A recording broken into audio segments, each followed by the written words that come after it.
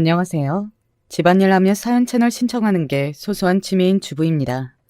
남편과 아이 뒷바라지하며 사는 게 전부이던 저에게 얼마 전부터 인생에 큰 변화가 생겨 사연을 한번 보내봐요. 저는 두 아이를 키우고 있는 전업주부이고 남편은 변호사예요. 변호사 사모님이라고 하면 주변에선 다들 부러워하지만 실상은 딱히 대단한 것도 없어요. 사자 직업들은 누구나 돈을 억소리나게 버는 줄 알지만 작은 변호사 사무실을 운영하는 저희 남편의 수입은 내 식구가 먹고 살기에 딱 적당한 정도거든요. 사무실 월세며 관리비며 직원들 월급까지 주고 나면 남는 게 얼마 없다고 하더라고요. 게다가 아이 둘씩이나 키우고 있으니 교육비며 식비며 이리저리 돈 들 곳도 한가득이죠. 물론 그렇다 해서 먹고 살기가 빠듯한 수준은 아니에요. 남편이 밤낮으로 열심히 일하며 벌어오는 돈이니 특별히 불만을 가져본 적도 없고요. 다만 남들 생각보다 그렇게 여유 있는 삶은 아니라는 뜻이었죠. 저와 남편은 20대 시절 친구의 소개로 만났어요. 당시에 저는 대학생이었고 남편은 사법고시를 준비하던 고시생이었어요. 처음에 남편은 고시생이 무슨 연애냐며 한사코 소개를 거절하려고 했대요. 그렇지만 10번 찍어 안 넘어가는 나무 없다고 매일같이 그렇게 고시원에만 박혀 살며 숨이 막혀 죽을지도 모른다는 친구의 끈질긴 설득에 대쪽 같은 남편도 결국 백기를 들었어요. 처음에는 간만에 바람도 쐴 겸 나가서 얼굴만 보고 돌아오려는 생각이었대요. 그렇지만 그 소개팅의 결과는 여러분들 예상이 가시겠죠. 아직도 남편은 처음 만났던 날 이야기를 해요. 앉아있는 저를 보고는 하늘에서 천사가 내려온 줄 알았다나요? 주책이라고 구박하긴 하지만 듣기 좋은 이야기기는 해요. 남편은 정말 다정하고 성실한 사람이에요. 결혼한 지 한참 되었지만 신혼 초와 변한 게 별로 없어요. 퇴근하고 돌아오면 매일같이 피곤한 티 없이 아이들과 놀아주고 주말이면 함께 나들이도 나가고요. 남편이 가정에 충실한 건 물론 타고난 천성 탓도 있지만 자라온 환경 탓도 있었어요. 남편은 편부 가정 출신이거든요. 남편의 부모님께서는 남편이 아주 어렸을 적에 이혼하셨어요. 자세한 사정은 모르지만 친어머니께서는 젖머지인 남편을 두고 집을 나가셨다고 해요. 그렇게 남편이 성인이 될 때까지 시아버지와 단둘이 살았대요. 시아버지께서는 상당히 무뚝뚝한 성격이세요. 처음 만나 뵈었을 때 제가 마음에 안 드시나 싶을 정도로 말씀이 없으셨거든요. 그런 아버지 밑에서 오랜 시간을 혼자 자랐으니 남편은 어렸을 적부터 화목하고 단란한 가정에 대한 갈망이 있었어요. 특히 어머니에 대한 갈망이 심했죠. 남편이 친어머니에 대해 알고 있는 사실이라고는 성함 석자밖에 없거든요. 그것도 시아버지께서 알려주신 것이 아니라 집안에서 우연히 발견한 오래된 수첩에서 봤다고 해요. 시아버님께서는 친어머니 얘기하는 것을 극도로 싫어하셔서 사진 한 장조차 제대로 남아있는 게 없어요. 남편이 성인이 되고서는 어머니를 찾기 위해 이리저리 수소문도 해봤다고 하는데 마땅한 수확은 없었대요. 난 인생에서 무엇보다 중요한 건 가족이라고 생각해. 가족이 행복해야 나도 행복한 거야. 우리 아버지 참 훌륭한 분이시고 많이 존경하지만 솔직히 말해서 좋은 아버지는 아니셨어. 당신도 알지? 나 어렸을 적부터 어머니 많이 그리워했던 거. 어머니의 빈자리를 아버지 홀로 다 채워주시기는 어려운 일이었지. 머리로는 이해하지만 그래도 난 항상 따뜻한 가족이 필요했어. 서로 기댈 수 있고 감정을 공유할 수 있는 가족 말이야. 당신을 만나서 그런 가족이 생긴 것 같아. 항상 당신한테 고마워. 지금도 남편이 습관처럼 하는 말이에요. 제가 가족을 위해서 얼마나 노력하고 있는지, 그동안 얼마나 많은 희생을 했는지 다 알고 있다면서요. 남편과 교제를 시작했을 때 저는 교육대학교를 다니는 학생이었어요. 어렸을 적부터 화목한 가정을 꿈꿨던 남편처럼 저도 어렸을 적부터 좋은 엄마가 되는 것이 꿈이었어요. 저는 아이들을 참 좋아했거든요. 교육대학을 나와 초등학교 선생님이 되어서 좋아하는 아이들을 가르치는 삶을 살고 싶었어요. 제게는 나이 차이가 많이 나는 늦둥이 남동생이 있어요. 제가 아이들을 좋아하게 된 데에는 동생의 영향이 컸어요. 어렸을 적부터 바쁘신 부모님을 대신해 주로 제가 동생을 돌봤거든요. 동생을 돌보면서 자연스럽게 아이들을 좋아하게 되었고 초등학교 선생님이라는 꿈이 생겼어요. 교육대학교에 합격했을 때는 정말 뛸 듯이 기뻤어요. 열심히 공부해서 하루라도 빨리 아이들을 가르치고 싶었죠. 매 학기마다 나가는 교육 실습에서 아이들을 만날 때마다 가슴이 뛰는 기분이었어요. 그렇게 열심히 선생님이 될 준비를 하다가 남편을 만났습니다. 당시 남편은 사법고시를 준비하던 고시생이었죠. 교재를 시작한 지 얼마 되지 않아 저도 학교를 졸업하고 임용고시를 준비하게 됐어요.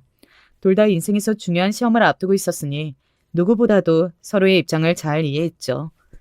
남편의 시험이 제 시험보다 일찍 찾아왔고 결과는 당당한 합격이었어요. 저는 남편을 진심으로 축하해 주었고 남편은 제게 깜짝 프로포즈를 했어요. 둘 다 비교적 어린 나이였지만 남편은 확신이 있었대요. 이 여자와 결혼하면 정말 행복한 가정을 꾸릴 수 있을 것 같다는 확신이요. 저 또한 남편이 좋은 남편이자 아버지가 될 것이라고 생각했고 프로포즈를 받아들였어요. 막 사법고시에 통과하고 신입 변호사가 되어 일에 적응하느라 바빴던 남편을 대신해 결혼 준비는 거의가 제 몫이었어요. 무뚝뚝하신 시아버지와 친정 부모님 사이에서 이것저것 조율할 것도 많고 알아볼 것도 많아 매일 이리저리 뛰어다녔어요. 덕분에 준비하던 임용고시에는 자연스레 소홀히 질 수밖에 없었죠. 눈코 새 없이 바쁜 시간이 흘렀고 저와 남편은 무사히 결혼식을 올렸어요. 한숨 돌릴 틈이 생기자 그제서야 다시 펜을 잡기 시작했죠. 다음 시험이 얼마 남지 않았던 터라 마음이 급했어요. 그런데 무슨 운명의 장난인지 결혼식을 마친 지 한 달도 채 되지 않아 첫째를 임신했어요. 당시 입덧이 정말 심했고 도저히 공부를 할 수 있는 몸 상태가 아니었어요. 결국 제 시험은 한 번 더 미뤄졌죠. 작은 로펌에 취직한 남편은 매일같이 야근을 했어요. 자정이 다 되어서 집에 돌아오면서도 매번 제가 먹고 싶어하는 것들을 어떻게 해서든 구해왔죠. 남편은 제 시험이 미뤄진 것에 대해 몹시 미안했어요. 제가 아이들을 얼마나 사랑하는지, 얼마나 선생님이 되고 싶어 하는지 누구보다도 잘 아는 사람이었으니까요. 그런 남편이 고마워서 저도 더 남편에게 잘했어요. 심한 입덧에 헛구역질하면서도 남편 앞침은 빠뜨리지 않고 차려주었고 만삭이 되기 전까지는 야근하는 남편을 위해 도시락도 자주 싸갔어요. 제 꿈에서는 한 걸음 멀어지기는 했지만 남편과의 사이는 점점 더 돈독해져 갔어요. 그렇게 시간이 흐르고 첫째 아이가 태어났어요. 건강한 사내아이였죠. 길거리에 지나다니는 아이라면 다 예뻐 보이던 저였지만 제 아이가 태어나고 나니 정말 비교도 되지 않게 사랑스럽더라고요. 남편 말 맞다나 아기 천사가 따로 없었어요. 물론 가끔 악을 쓰며 고집을 부리거나 아무리 달래도 잠들지 않는 밤이면 지치고 힘들기도 했지만 그래도 하루하루가 행복했어요. 하루가 다르게 커가는 아이를 두고 공부할 틈은 잘 나지 않았어요. 다니던 로펌에서 승진한 남편은 더 이상 예전처럼 야근하지 않았지만 여전히 바빴습니다. 대부분의 육아는 제 몫이었죠. 어느새 제 인생의 목표였던 임용고시는 점점 멀어지고 있었어요. 이제 첫째도 어느 정도 컸고 3살이면 유치원 보낼 수 있는 나이잖아. 당신 시험 준비 다시 시작해보면 어때? 집안일 도와주실 도우미 아주머니 한 분 구하자. 조금 빠듯하긴 하겠지만 내가 좀 더 열심히 일해볼게. 첫째가 3살이 되던 해였어요. 남편의 말에 가슴속에 묻어놓고 있던 불씨가 다시 피어오르는 기분이더군요. 꽤 오래 펜을 놓긴 했었지만 다시 시작한 공부는 생각보다 수월했어요. 비록 제대로 공부할 시간은 첫째가 유치원에 가 있는 오전 시간뿐이었지만 도우미 아주머니 덕분에 집안일이 많이 줄어드니 오후에도 틈틈이 책을 들여다봤죠. 그렇게 시험 준비는 순조롭게 진행됐어요. 임신 5주차입니다. 전혀 모르셨나 보네요. 정말 축하드려요. 첫째랑 3살 터울이면 나이 차이도 적당하네요. 어디 불편한 곳은 없으시죠? 아직 초기이니 최대한 몸 조심하시고 날것 드시지 말고요. 다음 주에 검진 오세요. 시험 공부 때문에 스트레스를 받아서 생리 날짜가 밀린다고만 생각했어요. 몇 주간 몸 상태도 썩 좋지 않았고 혹시 무슨 문제가 생겨 싶어 찾아간 산부인과에서 충격적인 소식을 듣게 됐죠. 예정에 없던 둘째였어요. 그날따라 병원에서 집으로 돌아가는 길이 참 길더라고요. 복잡한 심정이었습니다. 물론 저에게 찾아와준 아기 천사의 존재가 기쁘지 않은 것은 아니었어요. 그렇지만 조금만 더 늦게 찾아와줬으면 좋았을 텐데 왜 이렇게 서둘러 왔을까 하는 작은 원망이 있었죠. 남편에게 둘째 임신 소식을 전하자 아무 말도 없이 저를 꼭 안아주더라고요. 그렇게 남편 품에 안겨서 한참을 울었어요. 기쁨과 슬픔이 공존하는 이상한 눈물이었죠. 그 후로 저는 시험을 완전히 포기했어요. 초등학교 선생님이라는 꿈은 고이 접어 가슴속에 묻어두기로 했죠. 대신 제 아이들에게 정말 좋은 엄마가 되기로 결심했습니다. 많은 아이들을 사랑해줄 수 없는 대신 그 아이들을 사랑해줄 마음을 모두 저희 아이들에게 쏟기로 했죠. 그리고 남편에게도 세상 누구보다도 좋은 아내가 되기로 했어요. 외로운 어린 시절을 보낸 남편에게 기댈 수 있는 공간을 만들어주고 싶었죠. 예정일보다 조금 일찍 태어난 둘째 아이는 사랑스러운 공주님이었어요. 둘째 아이가 태어났을 때쯤 남편은 다니던 로펌을 그만두고 작은 사무실을 차렸어요. 버리는 로펌에 다닐 때보다 많이 줄어들었지만 조금 더 많은 시간을 가족들과 보내고 싶다는 이유였죠. 그렇게 평화로운 나날들이 이어졌어요. 아이들은 건강하게 무럭무럭 자라고 있었고 남편의 사무실도 점점 자리를 잡아가고 있었죠. 그러던 어느 날이었어요. 그날따라 퇴근하고 돌아온 남편 얼굴이 몹시 어둡더라고요. 혹시 사무실에서 무슨 일이라도 있었나 싶어 걱정스러운 마음에 왜 그렇게 얼굴이 어둡냐고 물었습니다. 남편은 한숨을 푹 내쉬더니 오늘 사무실에 시아버님이 찾아오셨다고 하더라고요. 시아버님께서 갑자기 사무실에 찾아오셨다니 혹시 시아버님께 무슨 일이라도 생겼나 싶어 가슴이 덜컥 내려앉았어요. 시아버님께서는 워낙에 무뚝뚝하신 분이라 저와 남편에게 먼저 전화도 잘 하지 않으시거든요. 가끔 안부차 연락을 드리면 무소식이 희소식이라며 별일 없으면 전화하지 말라고 무심하게 말씀하시곤 하셨어요. 혹시 건강에 문제가 생기셨나? 경제적으로 도움이 필요하신가? 그동안 내가 시아버님께 너무 무신경했었나? 이런저런 복잡한 생각이 들었죠. 그게 당신 놀라지 말고 들어. 나한테 이복 동생이 있어. 그것도 이제 고등학교 올라가는 남자애야. 지금까지는 보육원에 있다가 얼마 전에 아버지를 찾아왔다더라고. 아버지도 많이 놀라셨대. 한참 고민하시다가 결국 나한테 데려오신 거야. 당장 입학 준비도 해야 하고 할 게 산더미인데 아버지가 그런 걸 해보셨어야 말이지.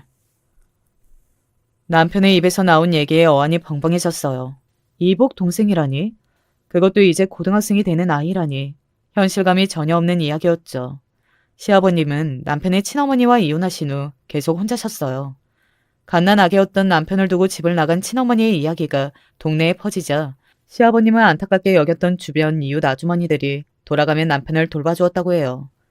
남의 집 밥을 얻어먹으며 큰 남편은 자연스럽게 일찍 철이 들었고 초등학교에 들어간 무렵부터는 일하시느라 바쁜 시아버님을 대신해 혼자서 밥도 차려 먹고 빨래도 개어놓는 등 집안일을 했대요.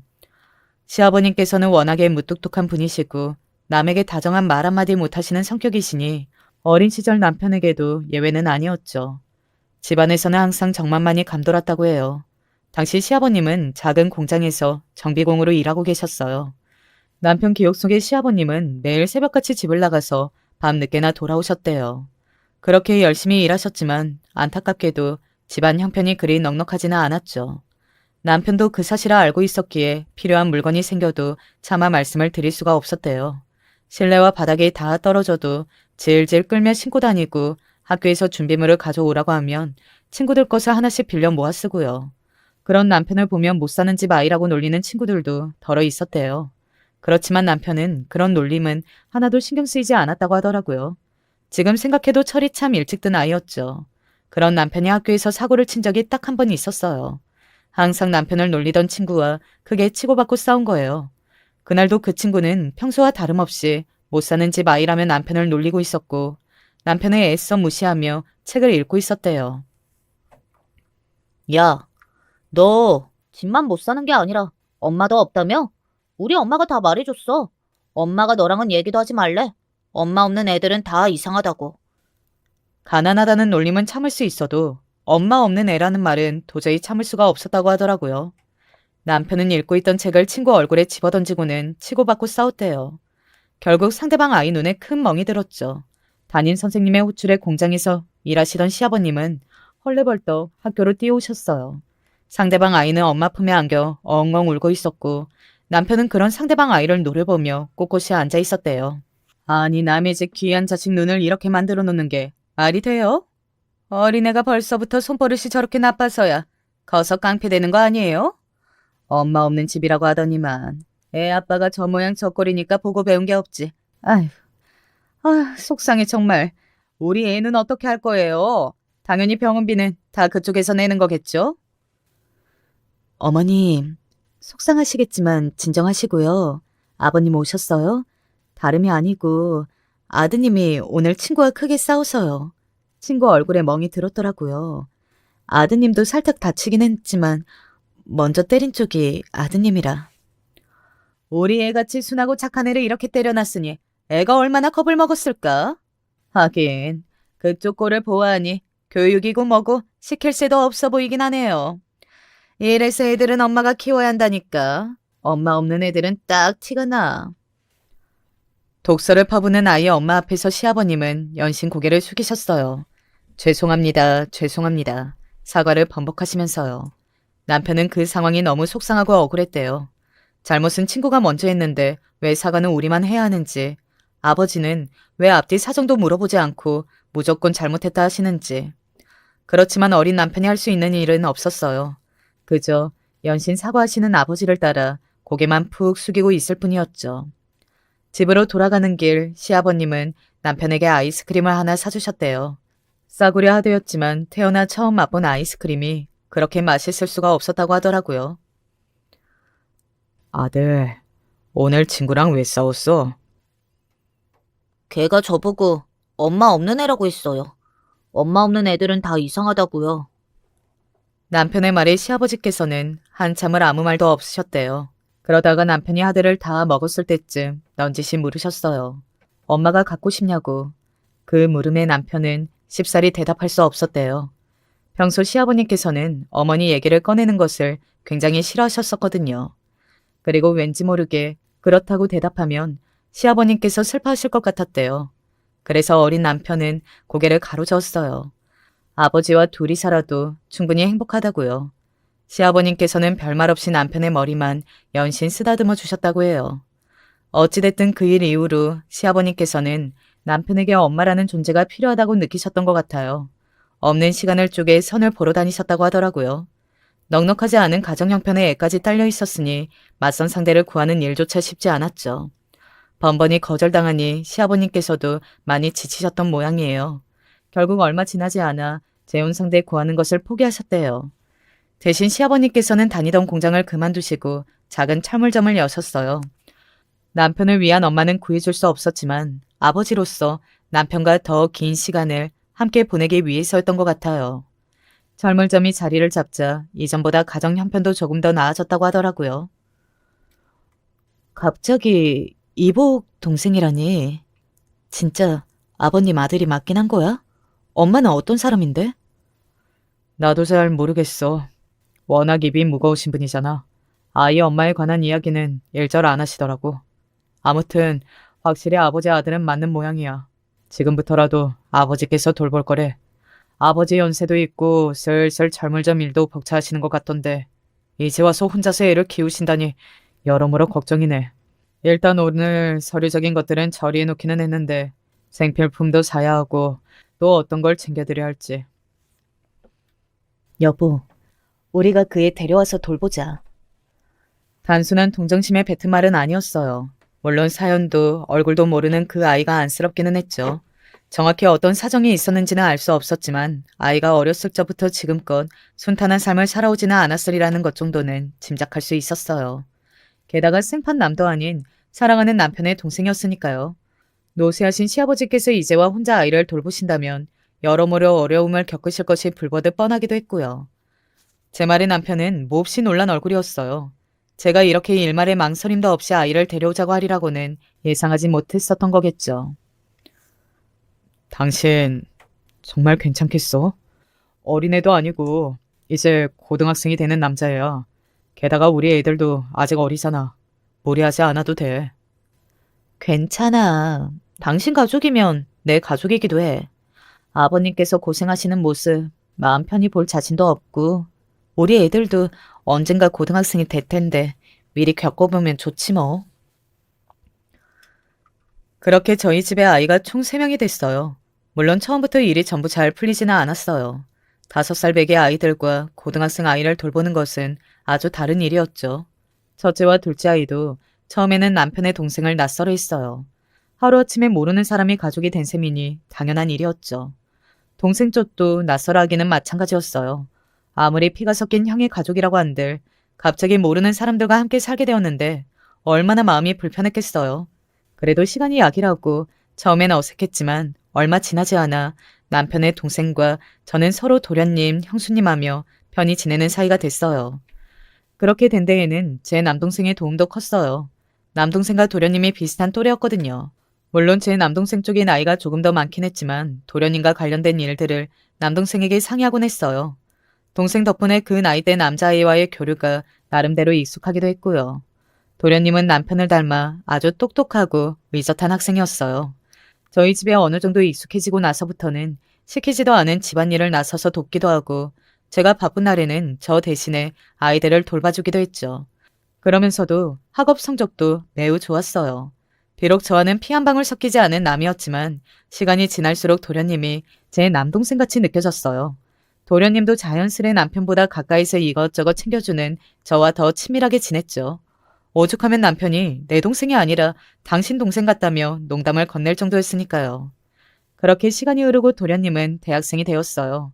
고등학교 내내 좋은 성적을 유지하던 도련님은 원하던 학교, 원하던 과에 입학했어요.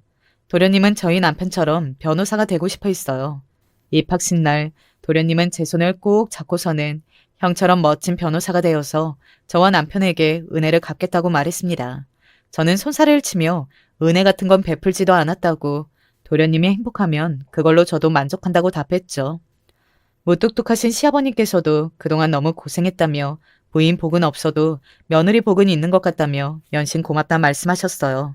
괜히 저도 눈물이 핑 돌더라고요. 대학교에 입학한 도련님은 기숙사에 들어가게 되었고 저희 가족은 다시 4명이 되었어요. 한 명이 사라졌을 뿐인데 집이 텅 빈 것처럼 느껴졌어요. 그래도 일상은 빠르게 흘러갔습니다. 첫째는 초등학교에 입학했고 남편의 사무실은 조금 더 바빠졌어요. 매일같이 세 사람의 뒷바라지를 하느라 정신이 없었죠.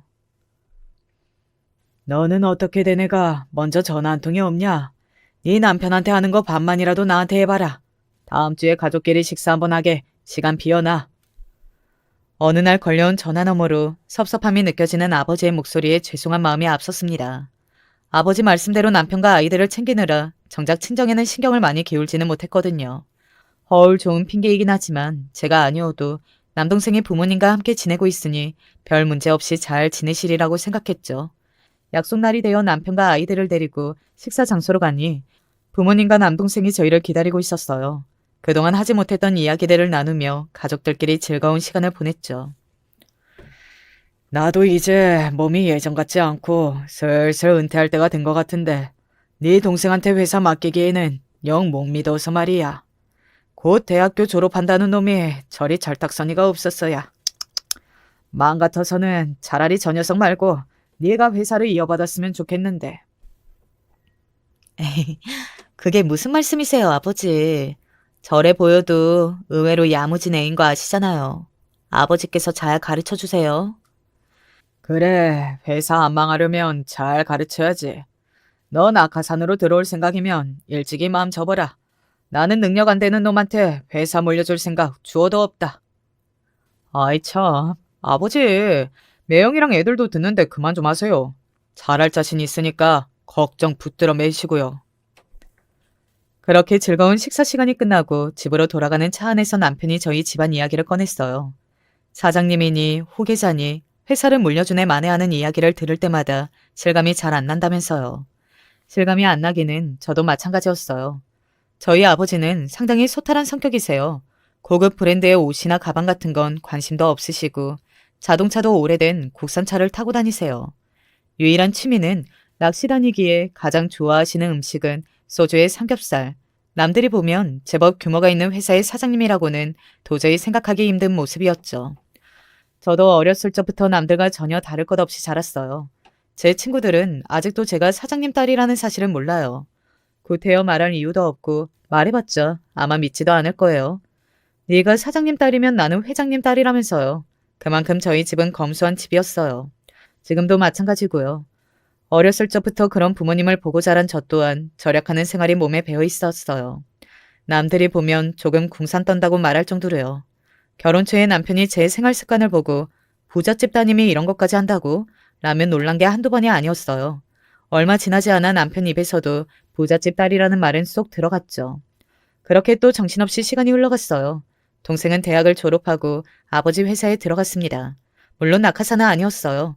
사장 아들이라는 사실을 숨기고 면접까지 봤다고 하더라고요. 그리고 얼마 지나지 않아 도련님도 목표하던 변호사가 됐어요. 너무나 축하할 일이었죠. 조금 과장하자면 제 동생의 일보다도 더 기쁘더라고요. 변호사가 된 도련님은 남편의 사무실 근처에 작은 원룸을 얻었어요. 저희 집에 들어와 살아도 좋다고 얘기했지만 도련님은 더 이상 패기치고 싶지 않다며 단호히 거절했어요. 그리고 남편을 도와 사무실에서 일하기 시작했죠. 그러던 어느 날이었어요. 도련님이 갑자기 제게 할 말이 있다고 하더라고요. 제법 진지한 얼굴이어서 저까지 덩달아 심각해졌죠. 혹시 도움이 필요한 일이라도 생겼나 싶어서요. 형수님, 저 결혼하려고요. 아버지 형보다 형수님께 제일 먼저 말씀드리고 싶었어요. 도련님이 결혼이라니 전혀 예상하지 못했던 말이라 깜짝 놀란 표정을 숨기지 못했어요. 그도 그럴 것이 당시 도련님은 꽤나 어린 나이였거든요. 게다가 연애하는 티도 전혀 나지 않았었고요. 알고 보니 대학 시절부터 만나왔던 여자친구가 있었대요. 여자 쪽에서 먼저 적극적으로 다가왔고 변호사 시험 준비하는 내내 뒷바라지를 해주었다고 하더라고요. 자세한 내막은 알 수 없었지만 똑부러지는 도련님이 선택한 여자니 분명 괜찮은 사람일 거라고 생각했죠. 그래도 너무 급하게 결정한 게 아닌가 싶어 왜 이렇게 서둘러 결혼하냐고 물어보니 어렸을 적부터 저와 남편을 보면서 조국 해왔던 생각이었대요. 저와 남편이 너무 행복해 보였다면서요. 그 말을 들으니 새삼스럽게 기쁘더라고요. 그렇게 도련님의 결혼 준비는 순조롭게 진행되었고 상견례 날이 되었어요. 그날 동서를 처음 만났죠. 동서는 아주 예쁘장한 얼굴을 하고 있었어요. 분홍색 원피스를 입고서 저를 보며 수줍게 웃는 얼굴이 참 곱더라고요. 역시 도련님의 보는 눈이 틀리지 않았구나. 아주 참한 신부감을 데려온 것 같다고 생각했죠. 시아버님과 남편도 동서가 마음에 드는 눈치였어요. 두 사람은 도련님이 살던 원룸 근처에 작은 아파트를 신혼집으로 얻었어요. 저희 집과도 매우 가까운 거리였죠. 안녕하세요. 형님, 잘 지내시죠? 다름이 아니라 저희 남편이 오늘 야근한다고 했어요. 남편 말로는 항상 저녁을 형님께서 챙겨주셨다고 하던데 제가 회사 일 한다고 바빠서요. 앞으로도 부탁 좀 드릴게요. 그러던 어느 날 동서에게서 연락이 왔어요. 결혼 후 처음 걸려온 전화란 무슨 일인가 싶었죠. 야근하는 도련님의 저녁을 챙겨줬으면 한다는 부탁이었어요. 동서 말대로 결혼 전에는 남편이 퇴근이 늦어질 것 같다고 하면 도련님 목까지 저녁밥을 2인분씩 싸서 사무실로 배달을 가곤 했어요. 그렇지만 이제는 도련님에게도 부인이 생겼고 제가 주제넘게 나설 이유가 없다고 생각했죠. 그런데 당사자에게서 이런 부탁을 받을 거라고는 전혀 생각지도 못했어요. 물론 도시락 1인분을 더 준비하는 건 그리 어려운 일이 아니었지만 기분이 조금 묘했어요. 동서의 태도가 부탁하는 사람치고는 굉장히 당당했거든요. 그 뒤로도 동서에게서 자주 전화가 오기 시작했어요. 형님, 저예요. 오늘 세탁소에 맡겨놓은 외투들 찾아오는 날인데 제가 깜빡했어요. 저는 회사에서 일하느라 갈 시간이 없을 것 같아요. 형님께서 좀 찾아서 저희 집에 가져다 놔주세요. 형님, 냉장고 보니까 저번에 가져다 주셨던 반찬들이 다 떨어졌더라고요. 남편은 사 먹는 건 입맛에 안 맞는다고 하고 저는 회사 일하느라 도통 요리할 짬이 안 나서요. 형님께서는 집에 계시니까 여유는 좀 있으시잖아요. 반찬 좀 해서 가져다 주세요. 처음에야 동서도 살림을 처음 해보는 거고 동서 말 맞다나 동서는 바깥일하는 사람이었으니 최대한 이해해 보려고 노력했어요. 도련님을 아끼는 만큼 동서와도 사이좋게 지내고 싶기도 했고요. 그런데 날이 갈수록 부탁의 정도가 심해지더라고요. 동서, 솔직히 너무하다고 생각하지 않아? 동서는 바깥일하는 사람이니까 내가 어느 정도는 이해해 보려고 했어. 그런데 정도가 좀 지나친 것 같네. 내가 동서 뒷바라지 해주는 사람도 아니고 앞으로 동서 집안일은 동서가 알아서 해. 네? 형님, 갑자기 그게 무슨 말씀이세요? 제가 부탁을 드리면 얼마나 드렸다고요? 형님께서는 집에서 살림만 하시니까 잘 모르시나 본데 회사 일하면서 집안일 같이 하기가 쉬운 일이 아니에요. 남편은 형님을 친누나처럼 생각하던데 형님께서야말로 너무하신 거 아니에요? 적반하장으로 그는 동서의 태도에 어이가 없었어요. 그간 제게 해왔던 행동들에 대해 사과는 받지는 못하더라도 적어도 앞으로는 그러지 않겠다는 대답 정도는 들을 수 있을 거라고 생각했거든요. 게다가 도련님을 핑계를 대며 제 탓을 하는 모습을 보니 정말 기가 차더라고요. 결국 그대로 전화를 끊어버리고 앞으로 동서에게서 어떤 연락이 오든 무시해야겠다고 생각했어요. 남편과 도련님에게는 굳이 동서와의 일을 말하지 않았어요. 저 때문에 두 사람의 사이가 어색해지거나 걱정을 끼치는 상황을 만들고 싶지는 않았거든요. 동서도 시간이 지나면 본인의 잘못을 깨닫고 변할 거라고 생각했죠. 그 뒤로 동서는 한동안 제게 연락을 해오지 않았어요. 저 또한 먼저 동서에게 연락하지 않았고요. 그렇게 동서와 불편한 상태가 된 덕에 도련님에게도 선뜻 먼저 연락을 하기가 어려웠어요. 그저 가끔 남편에게 넌지시 안부를 묻는 정도가 다였죠. 그러던 어느 날 남편의 저녁밥을 챙겨주기 위해 들렸던 사무실에서 오랜만에 도련님과 마주쳤어요. 오랜만에 만난 도련님은 상당히 피곤해 보이는 얼굴이었어요. 조금 헬스케진 것 같기도 했고요. 걱정되는 마음에 요즘 잘 지내고 있냐고 물으니 도련님은 어색하게 웃으며 그렇다고 답하더라고요. 시원찮은 대답이었지만 일 때문에 바쁜 사람을 붙잡고 꼬치꼬치 캐물을 수가 없어서 그날은 그대로 집으로 돌아왔어요. 그래도 마음 한구석에서 계속 동서와 도련님이 신경 쓰이더라고요. 형님, 그간 잘 지내셨죠? 전에는 제가 죄송했어요. 살림이 처음이다 보니 저도 모르게 형님께 많이 기댔던 것 같아요. 마음 푸세요. 전 형님하고 잘 지내보고 싶어요. 실은 제가 임신을 했거든요. 남편이 아직 말 안 했죠. 오랜만에 찾아온 동서는 그간의 일을 다 잊어버리기라도 했다는 듯 서글서글한 모습이었어요. 물론 사과 한 번에 그간 쌓여왔던 앙금이 전부 풀린 건 아니었지만 생글생글 예쁘장하게 웃는 낯으로 임신 소식까지 전해오니 저도 한 수 접고 들어가기로 했죠. 그 뒤로도 동서는 제법 자주 집을 찾아왔어요. 올 때마다 한 손에는 꼭 과일이며 과자며 밉지 않게 간식거리를 사들고 왔었죠. 저도 전처럼은 아니어도 점점 동서를 챙겨주기 시작했어요. 임산부에게 좋다는 음식이며 반찬 몇 가지를 만들어 출근하는 남편에게 들려보내기도 했었죠. 퇴근길에 빈 반찬통을 들려주러 들린 동서는 임신하면 이렇게 힘든데 형님은 어떻게 아이를 2명이나 낳으셨냐느니 입맛이 없어서 형님이 해주신 반찬 아니면 밥이 안 넘어간다느니 쫑알쫑알 떠들곤 했어요. 그 모습이 조금 철이 없어 보이기는 해도 동생같이 느껴져 저도 점점 마음이 열리더라고요. 그 무렵부터 동서는 제게 회사 이야기를 자주 하기 시작했어요. 특히 얼마 전에 승진했다는 젊은 팀장님 얘기가 대다수였죠. 아니, 저보다 나이도 어리면서 매번 사람을 어찌나 무시하는지. 사람이 살다 보면 가끔 실수도 하고 그러는 거지. 실수 한 번에 아주 잡아먹을 기세라니까요. 제 생각엔 분명히 낙하산이에요. 그렇지 않고서야 그렇게 어린애가 팀장이라니 말도 안 되잖아요. 동서의 얘기에 적당히 맞장구를 쳐주면서도 한편으로는 제 동생이 떠올랐어요. 동생이 그 무렵 팀장으로 승진을 했었거든요. 동서보다 어리다면 동생과 비슷한 또래일 텐데 혹시 동생도 회사에서 비슷한 얘기를 듣고 있는 게 아닐까 하는 걱정이 들었죠. 그래도 동서 말대로라면 동서 회사의 팀장은 왜 팀장 자리에 앉았는지 모를 정도로 무능력하다고 했어요.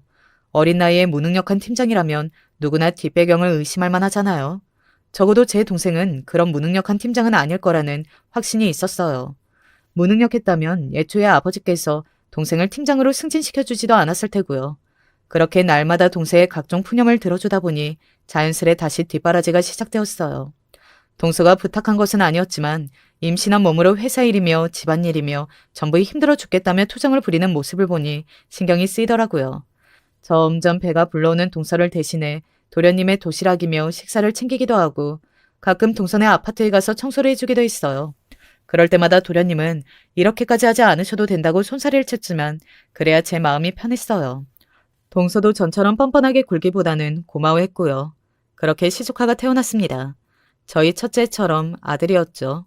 동서보다는 도련님을 쏙 빼닮았더라고요. 아이가 태어나고 얼마 되지 않아 출산휴가를 냈던 동서는 바로 회사에 복직을 했어요. 요즘 같은 시대에 자리를 오래 비워뒀다가는 미운 털이 박힌다면서요. 동서가 빠르게 복직을 할 수 있었던 건 솔직히 말해 제 덕이 컸어요. 동서가 회사에 가 있는 동안 제가 아이를 돌봐주기로 했거든요. 요즘 저출산이다 뭐다 아이 낳는 거 장려한다고 해도 저희 회사는 꼭 그렇지는 않더라고요. 육아휴직 냈다가 복직하는 것도 어렵다고 하고. 아, 형님은 사회생활 해본 적이 없어서 잘 모르시죠. 아무튼 그런 게 있어요. 형님 너무 부럽다. 저도 집에서 편하게 애만 키우면 좋을 텐데. 동서, 집에서 살림하는 것도 그렇게 쉬운 일은 아니야. 동서만 해도 결혼한 지 몇 년인데 아직 반찬 하나도 제대로 못하잖아. 어머, 왜 그렇게 발끈하고 그러세요, 형님? 농담이에요, 농담. 아무리 그래도 바깥 일 하는 것보다야 집에 있는 게 편하긴 하잖아요. 게다가 집도 이렇게 넓고 좋은데. 변호사 남편이 좋긴 한가 봐요. 저희 남편도 언젠가는 아주버님처럼 벌어오겠죠. 형님 정말 좋으시겠어요. 돈 잘 벌어오는 남편 만나 대골 같은 집에서 호강하며 지내시니.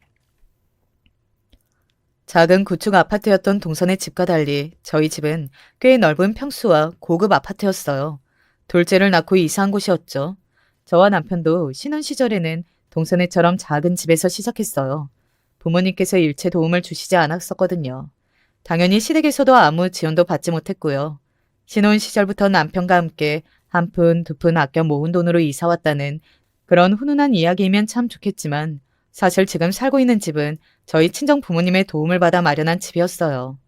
열심히 모았던 돈은 모두 남편의 사무실을 차리는 데 사용했거든요. 최대한 월세가 싼 곳을 찾다 보니 남편의 사무실은 당시 살고 있던 집에서 꽤 먼 곳에서 문을 열었고 그 사실을 알게 된 친정 부모님께서 사무실 근처에 집을 구해주셨던 거예요. 그것도 꽤 비싼 고급 아파트를요. 잔말 말고 들어가 살아라. 안 그래도 좁아터진 집에서 애 둘 데리고 사는 거 신경 쓰였다. 너 결혼할 때 크게 해준 것도 없었고 어렸을 적부터 원체 뭐가 필요하다 뭐 사달라 도통 말이 없는 애니 늦었지만 나랑 너희 엄마가 주는 결혼 선물이라고 생각해라. 조금 갑작스럽긴 했지만 아버지 성격상 한 번 하신 말씀은 절대 무르지 않으신다는 걸 알고 있었으니 결국 저희 가족은 낡고 좁은 집을 떠나 현재 아파트로 이사를 오게 됐어요. 겉으로 보기에는 소탈해 보이는 친정 식구들의 동서 말맞다나 제가 경제활동을 하는 사람도 아니었으니 남들이 보기에는 돈 잘 벌어오는 사짜 직업 남편을 만나 좋은 집에서 호강하며 사는 여자처럼 보일만 했죠. 그렇지만 이제 여러분들도 알고 계시겠죠? 실상은 전혀 그렇지 않다는 사실을요. 물론 부족한 수준은 아니었지만 저희 남편은 동서나 주변 사람들의 생각처럼 그리 벌이가 좋지는 않았어요. 앞서 말했듯 내 가족이 먹고 살기에 아주 조금의 여유가 있을 정도였죠. 사정을 모르는 주변 사람들은 부잣집 사모님이 왜 그렇게 궁상 떨며 사냐며 핀잔을 주곤 했어요. 동서도 마찬가지였고요. 형님은 왜 그렇게 매사에 돈을 아끼세요? 남들이 보면 궁상 맞다고 욕해요. 변호사 사모님이시면 그 정도 품위는 갖추셔야죠. 옷도 좀 사 입으시고, 아휴, 부부 동반 모임이라도 나가면 아주버님이 부끄러우시겠어요. 집에만 계시니 남들이 어떻게 하고 다니는지 잘 모르시나 봐요. 동서의 핀잔은 날이 갈수록 심해졌어요. 회사에서 퇴근해 시조카를 데리러 와서는 한두 시간 정도 제 옷차림이며 생활 태도를 은근슬쩍 지적하고는 했죠. 회사를 다니며 쌓인 불만이 많았는지 회사 사람들 흉도 자주 봤어요. 팀장이 알고 봤더니 정말로 낙하산이었다. 신분을 숨기고 들어온 사장 아들이라고 하더라. 내가 그럴 줄 알았다. 일도 못하면서 사장 아들이면 다냐. 끊임없이 이어지는 뒷얘기에 귀가 따가울 지경이었죠. 듣다 못해 그렇게 회사에 불만이 많으면 그만두면 되는 거 아니냐고 묻자 동서는 소리를 벌럭 질렀어요. 형님같이 돈 잘 벌어오는 남편이 있으면 모르겠지만 현실이 그리 녹록치는 않다고요. 똑같은 변호사여도 도련님은 사무실에서 일하는 일개 직원이고 저희 남편은 대표님 수입이 다를 거라면서 짜증을 냈죠. 솔직히 말하면 저도 사람이라 그런 태도를 보이는 동서를 도와주는 게 마냥 달갑지는 않았어요. 그래도 별말 없이 계속 시조카를 돌봐주었던 건 전부 도련님 때문이었죠. 그러던 어느 날이었어요. 오랜만에 제 동생에게 연락이 왔더라고요. 요즘 들어 매일같이 야근을 하고 있는데 도저히 집에 갈 짬이 안 난다며 집에서 옷가지들을 가져달라는 부탁이었습니다. 다 큰 녀석이 이런 일로 누나를 부려먹는다며 퉁명스럽게 답하긴 했지만 걱정되는 마음에 도시락까지 정성스레 싸서 회사로 향했어요. 마침 남편이 일찍 집에 들어오는 날이라 아이들과 시조카는 남편에게 맡겨두고 나올 수 있었죠. 아버지 회사에 방문하는 것은 아주 어렸을 적 이후로 처음이었어요. 오랜만에 찾은 회사 건물은 제 기억 속의 모습보다 훨씬 크더라고요. 정장을 차려입은 사람들이 1층 로비를 바쁜 걸음으로 돌아다니고 있었어요. 그런 사람들 사이에 격식 없는 차림으로 종이 쇼핑백을 들고 서 있으려니 저도 모르게 조금 위축이 되긴 하더라고요. 어머, 형님, 여기서 뭐 하세요? 여긴 어떻게 알고 오셨어요? 아휴, 들고 오신 건 또 뭐예요? 반찬이에요? 일단 저쪽으로 가요. 사람들이 다 쳐다보잖아요. 저 멀리서 들리는 익숙한 목소리에 고개를 돌리니 정장 차림에 높은 구두를 신은 동서가 놀란 얼굴로 또각또각 소리를 내며 제 쪽으로 다가오고 있었어요. 미처 대답하기도 전에 동서는 저를 우악스럽게 잡아 끌어 구석에 있는 엘리베이터 앞으로 데려가더라고요. 회사에서 마주친 동서는 정말 커리어만이 따로 없었습니다. 제가 이 회사 다니는 건 어떻게 하셨어요? 남편한테 물어보신 거예요? 아무리 제가 퇴근이 늦어졌다고 해도 여기까지 막 찾아오시면 안 되죠. 옷차림은 또 그게 뭐예요? 나 뜨겁게 진짜. 아, 여기 경비원은 일 안 하나? 사원도 아닌 사람을 이렇게 막 들여보내면 어떡해. 반찬은 이따가 제가 애 찾으러 가면서 같이 가져갈 테니까 일단 얼른 돌아가세요. 동서, 그게 아니고. 아니, 아가씨. 말씀도 없이 여긴 어쩐 일이십니까? 때마침 엘리베이터에서 내린 사람은 낯익은 얼굴이었어요. 제가 어렸을 적부터 저희 아버지를 모시던 비서분이셨죠. 결혼한 후로는 제가 친정에 자주 드나들지 않아 마주칠 일이 별로 없었지만 제가 꼬맹이였던 시절부터 알고 지내던 분이셨어요. 아가씨라는 호칭에 어색해 그냥 딸처럼 편히 대해주시라 말씀드리곤 했지만 그럴 때마다 비서분께서는 사장님 따님이신데 그럴 수는 없다며 단호하게 고개를 가로저으셨어요. 그날도 마주치자마자 90도로 인사를 하시는 모습에 괜시리 민망해져 얼굴을 붉혔었죠. 아가씨라고 안 부르셔도 된다니까요. 이 나이에 민망하게 참. 그냥 편하게 대해셔도 괜찮아요. 아버지를 모시는 거지 제 비서는 아니잖아요. 사장님 가족분들은 제게는 다 사장님이나 마찬가지입니다. 사장님과 전약이 있으신 건가요? 전애들은 이야기가 없었는데. 아니요. 오늘은 동생을 만나러 왔어요. 야근을 한다고 해서. 형님, 이게 다 무슨 소리예요? 아가씨라뇨? 형님 친정 형편 어려운 거 아니었어요? 지금까지 저한테 이런 말씀 한마디도 없으셨잖아요. 지금 장난치시는 거죠? 형님이 진짜 우리 회사 사장님 딸이라고요? 빽소리를 지른 동서의 얼굴은 창백하게 질려 있었어요. 아마 그동안 본인이 제게 해왔던 이야기들이 생각이 났던 거겠죠. 저도 솔직히 회사에서 동서를 마주치자마자 그간 동서가 제게 했던 이야기들이 먼저 생각났어요. 낙하산이니 뭐니 회사가 글러먹었다느니 능력도 없는 팀장이라느니 했던 이야기들이요. 결국 그 이야기가 전부 저희 친정 식구들 얘기였던 거죠. 부들부들 떨며 저와 비서분을 번갈아 쳐다보던 동서는 제 대답을 듣지도 않고 그대로 몸을 돌려 사라져버렸어요. 그 상황에서 동서를 쫓아가서 해명하기도 애매해서 뒤늦게 로비로 내려온 동생을 만나 물건을 전해주고는 집으로 돌아왔죠. 동서는 이미 시조카를 데리고 갔다고 하더라고요. 남편은 동서가 회사에서 무슨 일이 있었는지 낯빛이 아주 어두웠다고 했습니다. 곧이어 동서와 있었던 일을 남편에게 말하지는 않았지만 마음이 참 복잡하더라고요. 그렇게 많은 생각들로 긴 밤을 보내고 다음날 아침 동서가 평소같이 시조카를 안아들고 찾아왔어요. 형님, 어쩜 그렇게 제 앞에서 친정 얘기를 한마디도 안 하셨을 수가 있어요? 미리 언질이라도 주셨으면 좋았잖아요. 제가 그동안 회사 흉을 좀 보긴 했지만 다들 그 정도 뒷얘기는 하고 살잖아요. 형님께서는 사회생활을 안 해보셔서 잘 모르시겠지만 설마 가족분들께 얘기하실 건 아니죠? 저도 이제 형님 앞에서는 입 조심할 테니까 오늘도 저희 애 좀 부탁드려요. 동서, 이럴 땐 먼저 사과부터 해야 하는 거 아니야? 나도 많이 놀랐어. 우리 친정에서 회사를 운영한다고 한들 내가 그걸 동서한테 꼭 말해줘야 할 이유가 있었어? 그리고 애초에 얘기할 마음도 없었어. 내가 사회생활을 안 해봐서 그런가. 동서처럼 뒤에서 흉보는 건 잘 못하거든. 그리고 동서, 전부터 바깥일 한다고 은근슬쩍 사람 무시하는데 나 동서한테 무시받을 만큼 못 배운 사람 아니야.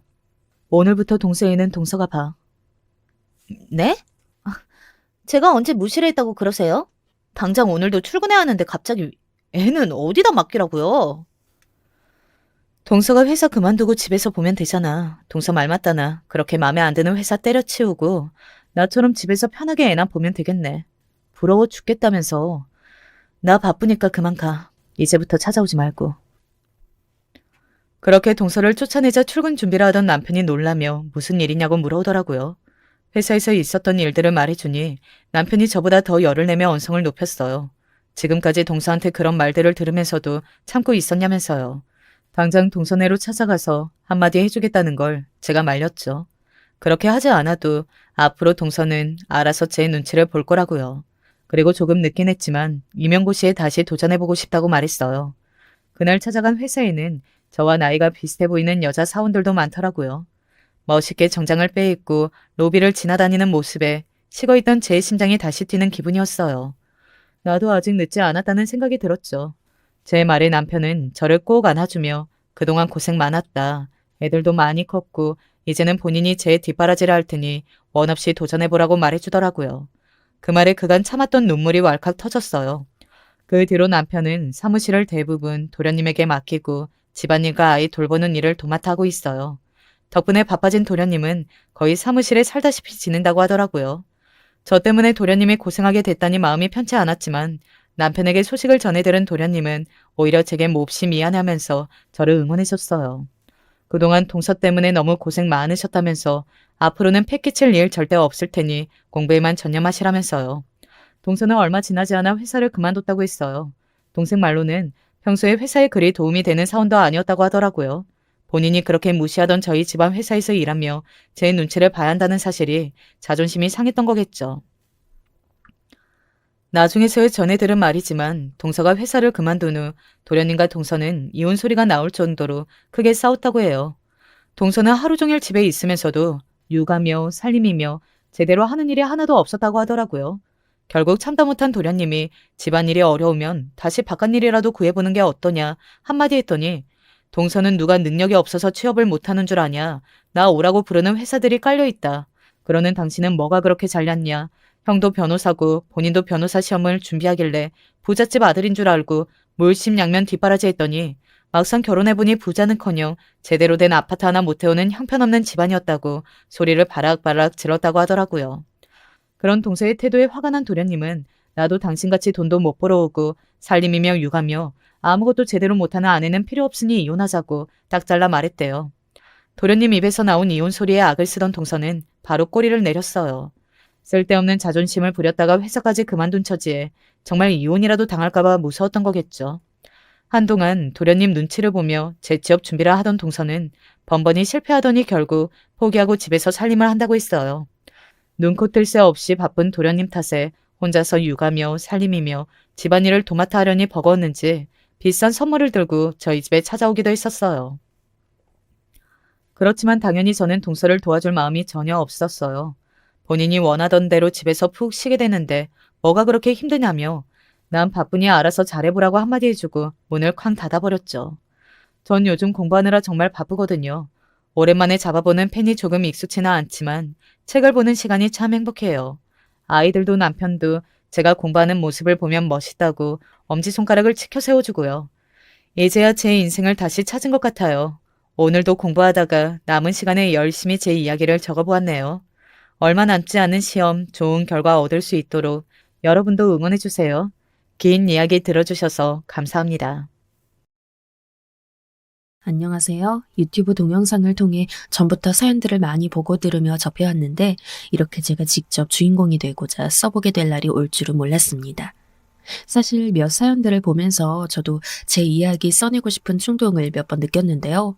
하지만 어디까지나 순간적인 충동이고 호기심일 뿐 본격적으로 해보자 하는 자세는 아니었어요. 그랬었지만 지금은 제 속에서 이야기가 차분히 정리되는 고로 어디 한번 사연으로 만들어보자 싶은 패기가 생겨났습니다. 이제 50줄로 접어든 나이. 말이야 100세 인생 100세 인생 거리지만 진짜로 100세 수명을 채우긴 어렵겠죠. 그러니 살아온 날보다 앞으로 살아갈 날이 더 짧게 남은 중년 남성이라고 절 소개해드려야 할 것 같아요. 저의 모친께서 인생은 이름부터라는 말씀을 당신의 칠순잔치 때 남기신 적이 있었는데 과연 그 말씀대로라면 저도 좋겠습니다. 제가 인품이 부족하여 평소 잘난 체를 좀 하며 살아가는 편이라고 생각하지만 그에 반해 글솜씨는 초라하여 자연히 겸손해집니다. 그리 매끄럽지 못하고 다른 사연들보다 수준이 떨어지더라도 워낙 평소에 글쓰는 것이랑은 거리가 먼 사람인가 보다 하고 아량 베풀어 주십사 서두에 청합니다. 저는 이남 일녀 집안의 장남으로 태어났어요.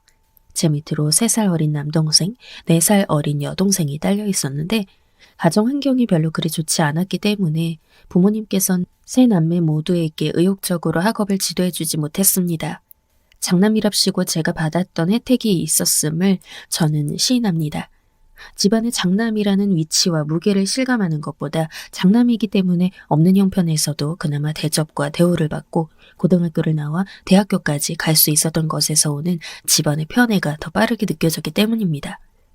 제가 공부를 못했거나 흥미가 많이 부족한 학생이었다면 집안 식구들에게 비극이 되었을 텐데 천만다행으로 저는 원체 학업에 관심이 많았습니다. 특히 중학교를 지나면서부터 공부라는 것에 퍽 의욕적이 되었죠. 장남인 저에게 거는 기대가 부모님은 크셨고 음습하고 어두운 이 쥐구멍에 벼들게 할 수 있는 길은 제가 개천에서 난 용이 되는 것밖에 없다고 여기셨어요. 친형에게 자주 양보하고 또 비교당하며 사는 게 싫다고 남동생은 학창시절 저를 별로 안 좋아했었어요. 제가 보란듯이 서울에 있는 대학교에 떡하니 진학하게 되었고 부모님께서 적극 뒷바라지까지 해주신다고 하니 제대로 질투가 났던 것이죠.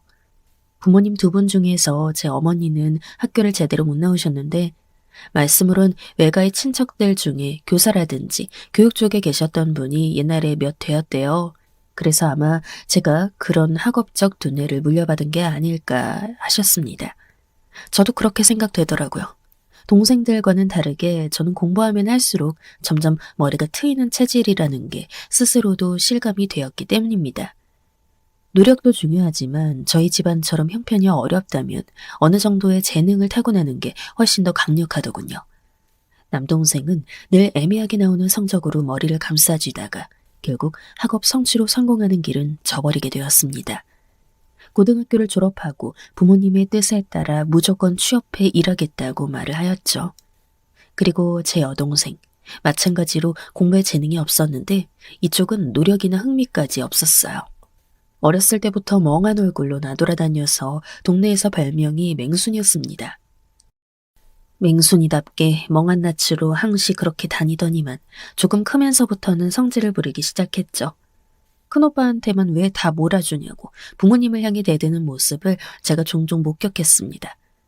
자기는 딸이고 막내라서 서럽다고 우는 소리도 자주 했었죠.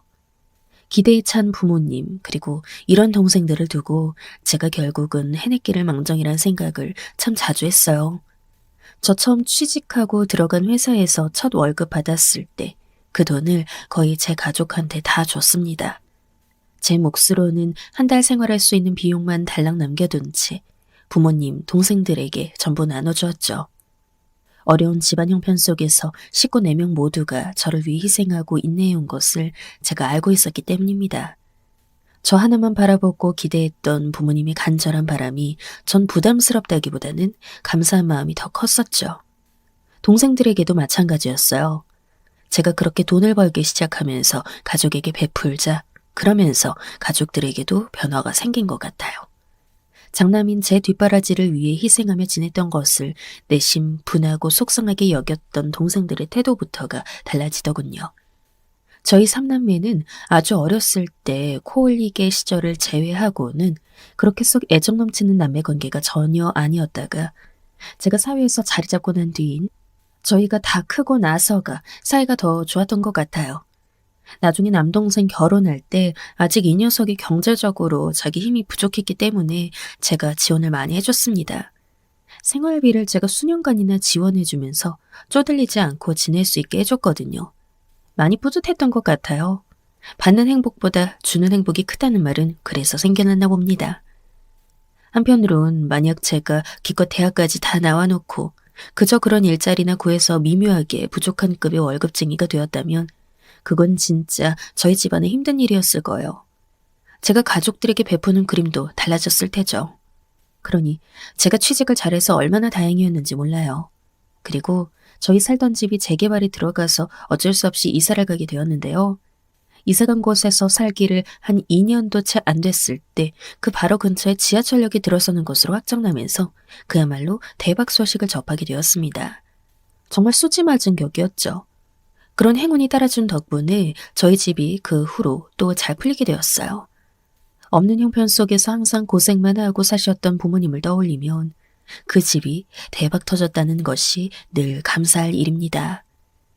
저는 제 첫 직장이었던 그 회사에서 5년 정도 보내다가 이직을 했어요.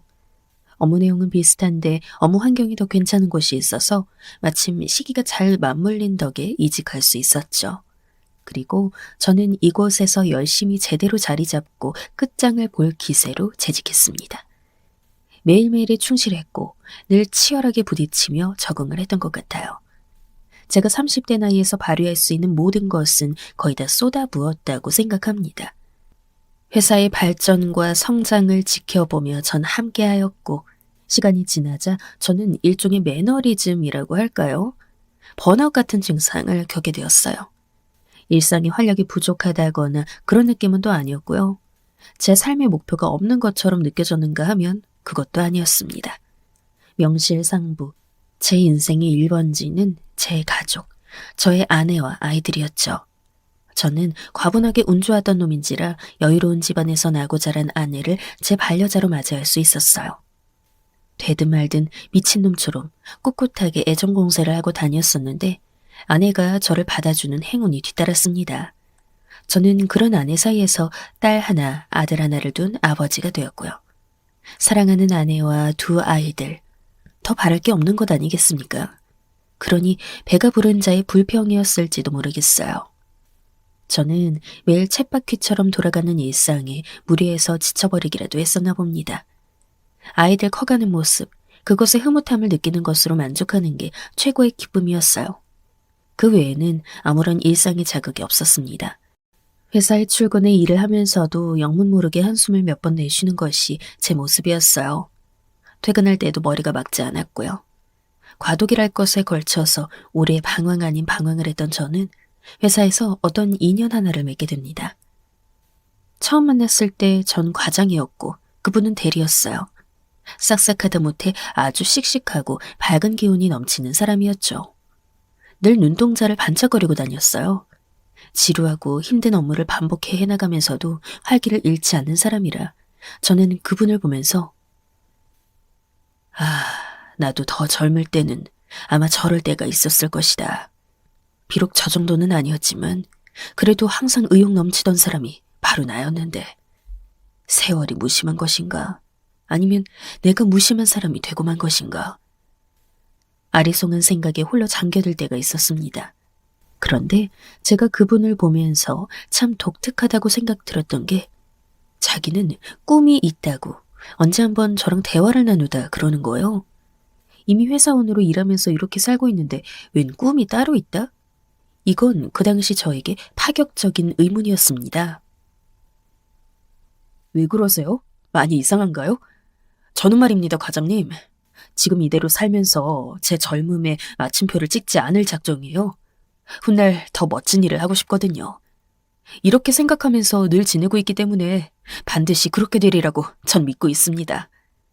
원래 생각하고 그리는 대로 사람은 살게 되어 있다고 하잖아요. 전 어떤 일이 되어든지 간에 제가 주도적으로 하는 일을 해보고 싶어요. 어떤 비전을 가지고 크게 도전하는 일을 할 거예요. 지금은 안정적인 직장에서 돈 벌며 생활하고 있지만 언제까지나 이렇게 안주해 있지 않을 거라고 아주 자신 있게 천명하던 그 모습이 생기가 넘쳤어요. 꿈을 가지고 그것에 대해 말하는 청년의 모습은 아주 근사하다는 생각이 들었죠. 그것은 아주 강력한 전염성을 가지고 있기도 했습니다. 상하관계와 나이 차이를 떠나 저와 죽이 제법 잘 맞는 상대라는 걸 점차 느끼게 되었는데요. 그때 통칭 스타트업이라고 멋지게 칭해지는 소규모 창업 행렬이 화두에 오르게 되었습니다. 그런 흐름이 저는 저와는 전혀 별개의 일이라고 그렇게 여겼는데 그분은 그런 것에 굉장히 관심이 많고 창업 아이디어나 각종 아이템들을 구체적으로 그려보고 있었어요. 그것을 알고서 제가 생각이 많아졌죠. 저희 큰딸이 대학생이 되면서부터 이제 다 큰 성인이라고 혼자 이것저것 많은 것을 계획하더군요. 자기가 직접 돈을 모아 어디 여행 다닐 거라고, 시기는 언제 할 거라고 그런 것도 벌써 다 정해놨었고요. 자기 대학 전공과는 전혀 상관없는 분야의 자격증까지 딸 준비까지 착실하게 하는 걸 보면서 놀랐습니다. 그 도전적인 자세가 참 멋져 보였고 제 딸의 푸릇푸릇한 젊음, 그 패기가 부러웠어요. 온통 세상이 딸의 눈에는 새로운 것 투성이니 실패에 대한 두려움 따위 시작의 설렘 앞에서 아무것도 아니었던 거죠.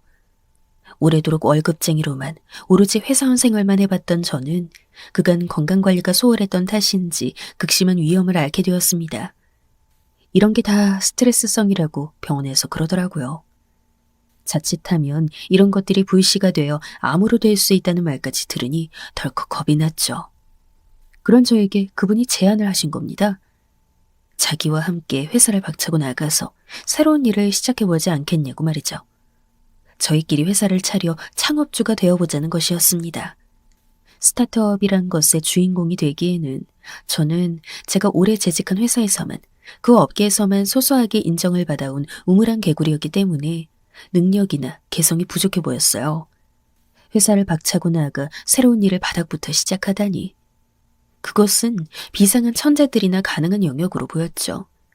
아니면 젊음을 무기로 무조건 도전을 외치는 부류라면 할 수 있을 것 같아요. 저는 그 어느 쪽에도 속하지 못한 조건의 사람이었어요.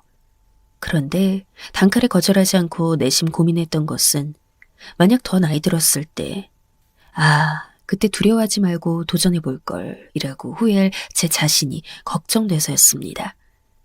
아내와도 진지한 대화를 많이 나눠봤고 제 자식들의 의견 또한 가리지 않고 들었어요. 3개월을 꼬박 고민하며 지생 끝에 저는 새로운 일을 해보기로 하고 회사를 나왔습니다. 그리고 그분과 함께 의기투합하여 회사를 차렸죠. 첫 1년은 이렇다 할 성과라고 할 것도 없이 아주 정신이 쏙 빠질 만큼 헐레벌떡하며 살았습니다. 그리고 조금 더 시간이 지나자 가시적인 성과들이 보이기 시작했어요. 잘 풀리면서 사업의 규모가 커졌습니다. 그때부터 더 큰 회사의 업무 공간을 만들기 위해 작업에 들어갔습니다. 신중하게 재본 끝에 사무실 자리로 임대가 난 빌딩으로 거처를 옮겨갔죠. 그 전보다 몇 배로 더 회사의 몸집이 커졌어요. 사실 그만큼 돈이 되어주고 있었다기보다는 제가 운영을 해보니까 일단은 기본 사이즈를 키워놔야 그만큼 능률적으로 일을 처리할 수 있으며 종국에는 회사의 수익률로 연결될 것이라 여겨졌기 때문에 일부러 무리한 측면도 있었습니다. 짐작이 맞아 떨어진 건지 운이 따라주었던 건지 회사는 점점 번창해갔고 맨 처음에는 그분과 저를 포함하여 총 5이었던 직원이 이젠 40명 정도가 되었어요. 저희 사무실로 통하는 빌딩 입구에 안내석이 설치되어 있었기에 경비원도 채용하게 되었습니다. 원래 2분이 초창기부터 오셔서 계속 계셨는데 한 분이 그만두시게 되더라고요. 저한테 이번 주가 마지막 출근이라면서 그렇게 말씀해 주셔서 알았습니다. 인사 담당자 직원이 워낙 알아서 잘하고 있었기에 저는 대체 인력 잘 구하라고 그렇게 말을 해뒀었죠. 그러고 나서 2주 지났던 때였을까요? 새로 오신 경비원분이 계시더라고요. 저는 그냥 그런 줄 알고 오갈 때 인사하면서 하루 이틀 그렇게 지냈습니다. 그러다 인사 담당자가 저한테 정식으로 그 새로 오신 경비원분을 소개시켜줬어요. 그런데 정면에 가까이서 보니까 왠지 낯이 익은 겁니다. 그리고 그 경비원의 이름이 특이하게 석씨로 시작한다는 걸 알고는 제 머릿속에서 깨달음이 울렸죠. 제가 비록 학창시절 저와 어울렸던 친구들의 모든 이름이나 선생님들의 조남을 기억하지 못하더라도 이 친구만은 분명하게 기억하고 있었어요. 제가 나온 중학교 이름을 말하면서 맞냐고 하니까 새로운 경비원, 그 친구의 표정에 난처함이 어리더라고요. 그때 눈치를 챘죠. 이 친구는 제가 옛날 그때 그 가난뱅이 녀석이었음을 진작 알아보고 있었다는 것을요. 이렇게 만난 것도 참 인연이네. 대한민국 땅덩어리 좁다지만 어떻게 그 세월이 흘러 이렇게 딱 맞닥뜨릴 수가 있어? 제가 말하는 것에도 그저 어색하게 웃으며 고개를 끄덕이는 게 전부였어요. 제가 아는 사이라고 하니까 인사 담당 직원이 깜짝 놀라더라고요. 그리고 사무실로 올라가는 길에 저에게 조심스레 질문을 날리더군요. 혹시 불편하시거나 별로 달갑지 않은 관계이셨을까요? 직원의 말에 저는 생각이 잠겼습니다. 불편하거나 별로 달갑지 않거나 라는 표현. 아마 그 친구와의 우연한 재회에 따라부는 꼬리표로는 손색이 없었습니다.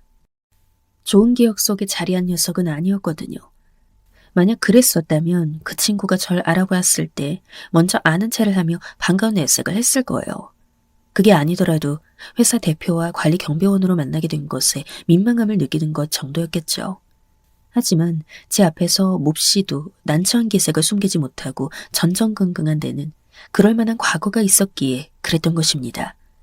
저는 문득 용케 제가 누구인지 알아보았음에도 고개를 숙이며 보였던 그 친구의 태도가 새로 얻은 일자리를 잃고 싶지 않아 하는 것 같다는 추측이 들었어요.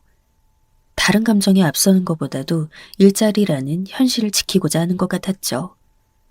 담당 직원에게 물어보니 채용을 앞두고 너무나도 간절해 보여서 다른 후보분들보다 더 열심히 하실 것 같아 뽑았다는 겁니다. 저는 근무 시간에 그 친구와 관련된 옛날 생각을 이렇게 저렇게 머릿속으로 늘어놓다가 퇴근할 때 일부러 그쪽으로 들러보았어요. 사실 그쪽을 지나치지 않고도 주차장으로 갈 수 있었지만 전 그렇게 하지 않았죠. 너무 오래된 일이라 그때의 순간들이 많이 흐릿해져 있었기에 아까는 그 친구를 보고 또 특별한 반응이 일지 않았는데 가만히 앉아 돌이켜보니 옛 생각으로 울컥 이렇게 우라통이 치밀어 오르고 말았던 것입니다. 갑자기 어디 다시 면상이나 보자 라는 다짐이 들어서 발걸음을 옮겼습니다. 자리에 앉아있던 그 친구가 제가 앞으로 다가가니까 벌떡 일어나 서더라고요. 참 많이 늙은 모습이었어요. 제가 7살 때 국민학교에 입학했기 때문에 그 친구보다 엄연히 따지면 한 살이 적은 나이였는데요. 액면가로 보자면 한 살이 아니라 적어도 대여섯 살 정도는 연상으로 보였어요. 만약 그 석이라는 나름 특이한 성과 조합된 이름이 아니었다면 전 눈치채지 못했을지도 모르겠습니다. 저보고 우물쭈물하면서 뭐 지시하실 것이라도 조심스럽게 말하길래 제가 그랬어요. 아니, 그런 건 아니고 그동안 잘 지냈냐? 너무 오래간만인데 아까는 인사도 제대로 못했단 생각이 들어서. 대답은 않고 어색하게 고개만 주걱거리더군요. 저와 눈 마주치지 않으려고 시선을 비스듬히 내리간 모습에 기분이 문득 이상해졌습니다. 어렸던 그 시절에는 저보다 분명 키가 컸던 것으로 기억나요. 그랬었는데 이젠 저보다 반뼘 이상 키가 작았고 덩치도 약간은 왜소한 편이었습니다. 어쩌면 제 기억 속에서 부풀려져 있었을지도 모르겠네요. 당시에는 저보다 힘이 월등하였고 더 앞서 있던 친구였으니까요. 세상에, 어떻게 하면 내가 차린 회사에 경비원으로 다 들어올 수가 있냐? 이런 기막힌 우연이 다 있나? 넌 언제까지 의정부에서 살았어? 난 고등학교 졸업하면서부터 떠났었는데. 야, 너 보니까 진짜 옛날 생각들 절로 떠오른다.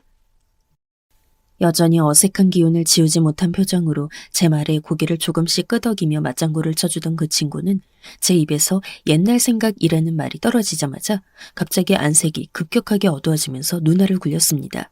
아주 불안해 보였죠.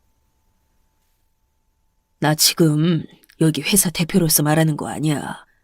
옛날 그때 널 알고 지냈던 동창으로 말을 건네고 있는 거지. 지금은 너도 말 편하게 해. 제 말이 떨어지기가 무섭게 그 친구는 눈을 크게 뜨더니 제가 눈치챌 수 있을 만큼 마른 침을 꿀꺽 삼켰습니다. 미안했어. 정말로 미안했다. 첫마디가 그것이었어요. 미안하다는 말. 기억이 안 난다느니 하는 종류의 것이 아니라서 전 정말 다행이라고 그 순간에도 어렴풋이 생각을 했어요.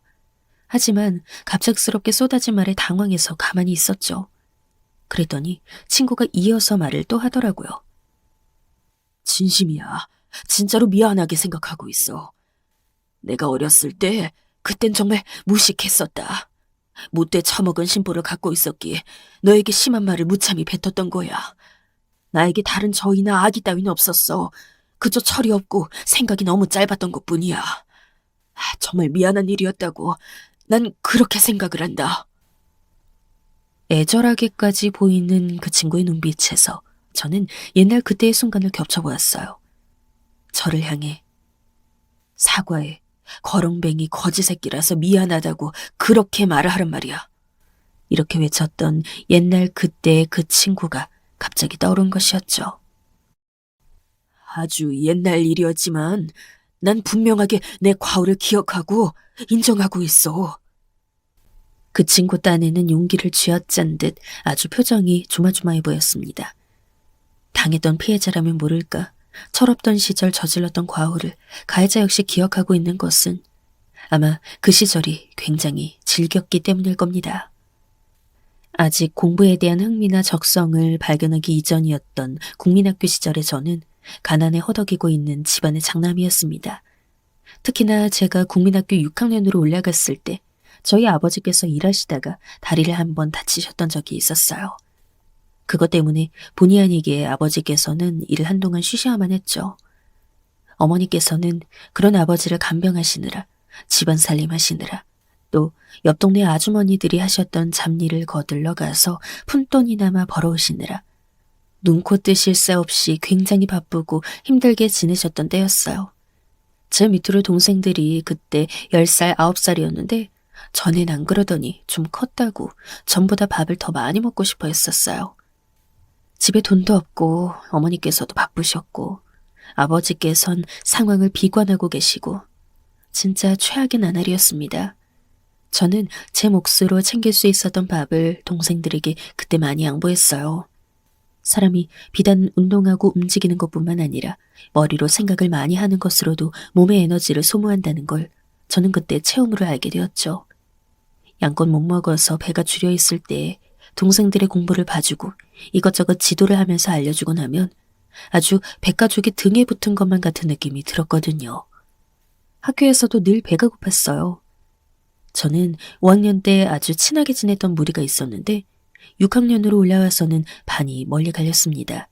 그래서 마땅히 절친하게 지낸 친구가 없었죠. 저는 당시에도 마음먹고 하지 않아서 그렇지 노력에 비해서는 공부 결과가 그럭저럭 따라줬어요. 그래서 반 친구들이 저에게 질문하는 경우가 많았죠. 그때는 반에 애들이 하도 많다 보니 제대로 된 교과 학습은 어려웠던 시절이었습니다. 가뜩이나 집안 분위기도 내내 우울하고 괜히 머릿속에는 망할 동생 녀석들 때문에 혹시 내가 중학교에도 진학 못하는 건 아니겠지. 아버지가 영영 일을 못 나가시게 되면 내가 돈 벌러 밖에 뛰어댕겨야 하는 건 아니겠지. 여러 심란한 상상들이 돌아다니고 있었는데요. 이런 판국에 새로운 친구들을 사귀어 진득하게 지내고 놀러다닐 마음이 들지 않았습니다. 어쩌면 이르디 일은 사춘기였을지도 모르겠네요. 여하튼 그런 저를 반에서 아주 고깝게 보는 무리가 있었어요. 키가 큰 3명이서 반의 분위기를 완전히 잡고 있었죠. 그리고 그 3명이 주축이 된 무리에서 대가리 역할을 했던 게 바로 석이라는 성을 지니고 있었던 그 친구였던 겁니다. 아닌 척 굴면서 음흉하게 애들하고 어울리려는 꼴 좀 봐라.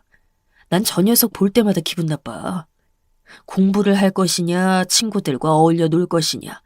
이런 것 하나 제대로 고르지 못하는 녀석이야. 당시 그 친구가 절 마음에 안 들었던 것은 지금 와서 돌아보면 어처구니 없게 짝이 없는 이유에서였어요.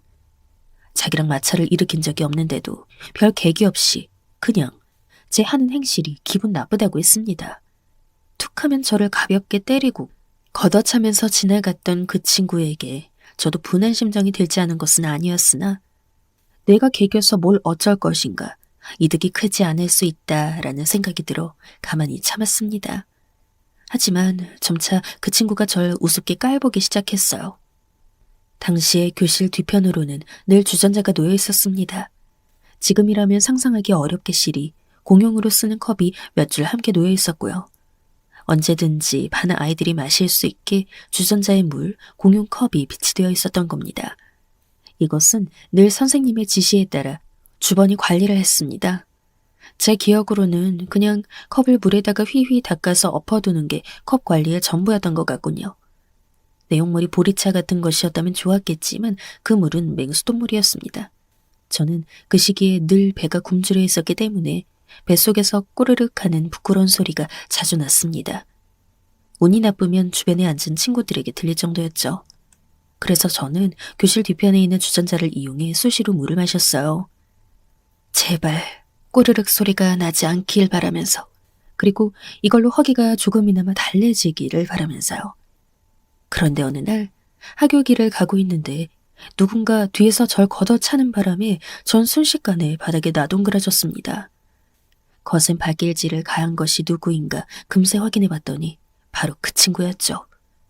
넘어져 있는 저를 그 친구는 가소롭다는 표정으로 내려다봤어요. 뭐야, 난 길을 걷고 있었을 뿐인데 왜 발로 차는 거야? 시끄러워. 야, 이 거지 새끼야. 물을 얼마나 처먹는지. 넌 우리 학급에 피해를 입히는 거지 새끼인 거야. 알아들어? 그 친구의 말에 제가 심장이 철렁거렸던 것을 분명히 기억합니다. 그 거지 새끼라는 말. 그리고 물을 마신다는 것. 저를 그동안 그 친구가 지켜보고 있었다는 사실에, 그리고 또 한편으로는 들켰다는 마음에 수치심이 들어서 얼굴이 뜨거워졌습니다. 너 때문에 주번이 물을 한 번 떠올 수 있는 걸 2번을 가야 하는 거잖아. 이 거지 새끼야. 넌 우리 학급과 이 학교에다 대고 사과를 해야 돼. 제가 반박은 못하고 가만히 있자 그 친구가 신나서 더 떠들어댔었죠. 저는 그때 어린 마음에 너무 부끄럽고 짜증난다는 감정이 앞서서 그저 고개를 숙인 채 집까지 빠른 걸음으로 걸어가 버렸습니다.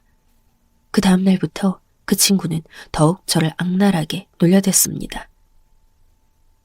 등교하면서 오늘도 거지 새끼가 신세를 지겠습니다 하고 인사했냐? 어? 왜 대답이 없어? 아니냐? 제가 대답 않고 무시한 채 앉아있으면 저를 발로 차서 의자와 함께 넘어지게 만들었어요. 당시에 저만큼은 아니었어도 형편 어려운 집이야 꽤 있었습니다. 그런데도 그 친구는 집요하게 저한테만 거지 새끼라면서 심하게 놀려댔었죠. 아주 잘못 찍혔던 거예요. 교실 밖에서 수돗물로 배를 채우다가 한번 들켰는데 그 친구가 자지러지게 웃으면서 제 머리를 때렸습니다. 웃을 때마다 박자에 맞춰서 절 때렸었죠. 상황이 자세하게 기억이 나 그려지는 것들이 이런 정도였고 매일을 자잘하게 그 친구 때문에 괴로움을 안고 학교를 다녔습니다. 시간이 지나면서 여전히 목 썩인 반응만 유지하는 저에게 점차 그 친구가 흥미가 떨어진 채로 국민학교를 졸업하게 되었습니다. 중학교는 갈려서 본 적이 없었어요. 그 이후로도 계속 마찬가지였죠. 저는 중학교에서부터 학업의 두각을 드러내어 결과적으로는 잘 풀리게 되었으니 국민학교 때의 그 일은 그다지 깊은 원한으로 남아있지 않습니다. 하지만 그때의 상처가 사라진 것은 아니었죠. 저는 아내에게 회사에 새로 왔다던 경비원이 절 못살게 괴롭히며 때렸던 옛날 동창이었다는 사실을 털어놓았어요. 아내도 깜짝 놀라면서 그럼 어떻게 할 거냐고 저한테 그러더라고요. 전 고민이었어요. 그냥 그 친구를 둔다면 앞으로 어찌 되었든 자주 마주치게 될 것인데 일자리가 간절해 보였고 지금 이만한 직장을 다시 얻기는 아마도 힘들 듯 싶은데 많은 생각을 하다가 제 결심을 아내에게 전해주었습니다. 나 그냥 용서해주고 계속 일할 수 있게 내버려 두려고. 내가 이래도 괜찮은 거겠지? 저조차도 확신이 없어 아내에게 물어봤는데 놀라던 아내는 이윽고 제가 결정한 바라면 그게 합당한 결과가 맞을 거라고 용기를 주었습니다. 저도 살면서 누군가에게 실수를 저질러 봤고 상처를 준 바가 있었고 잘못을 저지른 적도 있었기에 특히나 저는 동생들을 둔 장남이라서 더 그랬나 봅니다. 제가 취직해서 돈을 벌기 이전까지 대신 희생해서 제 생활비까지 일찍이 벌어다 주었던 그 동생들. 늘 기특하고 미안했기에 그 금액을 다 갚은 지 오래였는데도 두고두고 동생들에게 마지로서의 책임을 다하고 있었죠. 동생들이 자기 인생을 어디다 적어본다면 옛날 페이지에 저는 이 세상에서 가장 먼저 사라져야 할 존재 1순위로 꼽히고 있을 겁니다. 제가 그 친구를 원망했던 것보다 더 동생들은 제 존재를 원망했을 수도 있어요. 그리고 만약 동생들이 그 친구의 처지에 놓여 있다면 저는 철없을 때의 일이었으니 한 번만 제 동생들 선처해달라고 했을 것 같더라고요. 인과응보라는 말을 참 멋지다고 여기고 있긴 하지만 관용이 모든 것을 너그러이 덮어버릴 수 있다는 것을 믿었습니다. 그 믿음이 더 강했고 그렇게 저를 움직이도록 만들었어요. 저는 일부러 며칠 그 친구를 마주치는 동안 아무런 말을 안 하고 있었어요. 저에게 목례 인사를 보내는 그 친구의 시선이 저에게 따라붙는 것을 당연히 알면서도 말이죠. 그리고 며칠이 지났을 때 저는 제 자리로 그 친구를 불러 따로 얘기를 했습니다. 1년 계약직이지? 응, 맞아. 계약서가 1년이더라고. 그리고 들었겠지만 계약 단위가 1년일 뿐이야. 너랑 같이 일하고 계신 분도 지금 근무하신 지 이제 꽤 되는걸. 제 이야기에 그 친구의 표정이 아리송해지더니 눈이 점점 커지더군요. 그게 나한테 그런 말을 하는 의미가 뭔지. 뭐겠어. 앞으로 계속 일 잘해달라는 거지. 옛날 옛적 일은 그 의정부 촌동네에 묻어두고 이제 서울에서 새로운 인연 만들어 가보자. 제가 오른손을 앞으로 내밀자 맞은편에 앉아있던 그 친구가 아주 천천히 자기의 오른손을 내밀어 제 손을 맞잡았어요. 그 순간 그 친구의 눈에서 고인 눈물을 보았습니다. 그리고 들려온 건 고맙다는 말 한마디였어요. 그것이면 된 것이었습니다. 저에게 꾸벅 인사를 하고는 다시 근무를 하러 내려가 보는 그 친구의 뒷모습을 보면서 전 후련함을 느꼈습니다. 아쉬움이나 남은 분노 따위 없이 깨끗한 마음인 것에 저 스스로 다행이라는 생각이 들었어요. 악연이었던 것과는 별개로 그 친구가 자기 소임은 잘 해내더군요. 싹싹하고 예의 바르고 체력이 좋았습니다. 처음 몇 달은 그래도 저랑 왠지 모르게 어색한 기운을 두고 지냈었는데 시간이 흐르면서 점차 그런 게 사라졌어요. 휴게 시간 같을 때 둘이 이런저런 대화를 짧게 나누기도 했죠. 저의 유년 시절을 알고 있는 사람, 동양이라서 그때 그 동네를 알고 있는 사람이 있다는 게 은근히 신기하고 얘기거리가 많아지는 느낌이었습니다. 제가 어느 날은 여동생에 대한 고민이 있어서 그런 얘기를 슬쩍 하게 됐어요. 사실 제 여동생이 이혼한 후로 계속 방황하고 있었거든요. 그래서 저와 아내가 여간 신경 쓰는 게 아니었어요.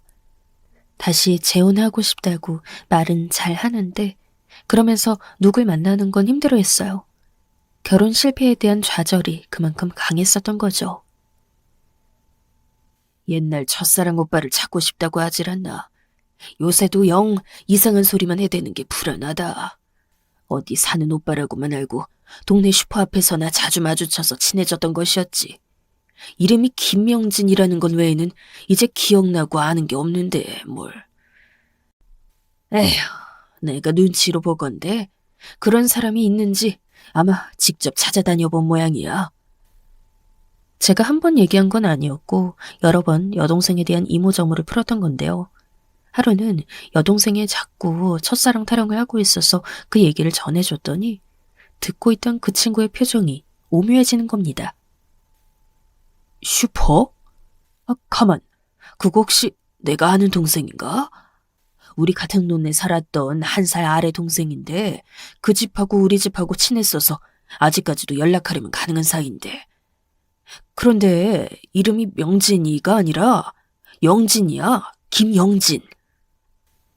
설마 혹시나 싶었는데 여동생에게 이 얘기를 해줬더니 지푸라기라도 잡고 싶다면서 근황이나마 알고 싶다고 그 사람이 맞는지 확인해달라는 거예요. 그래서 그 친구를 통해 연락을 해봤죠. 그 친구도 자신의 어머니를 통하고 어머니의 친구분과 통하고 추정되는 그 사람의 가족과 통하고 당사자와의 연결을 부탁한 것이었습니다. 몇 달이 걸쳐서 시도해본 것이었죠. 그랬더니 이거 완전히 말도 안 되는 일이 일어났습니다.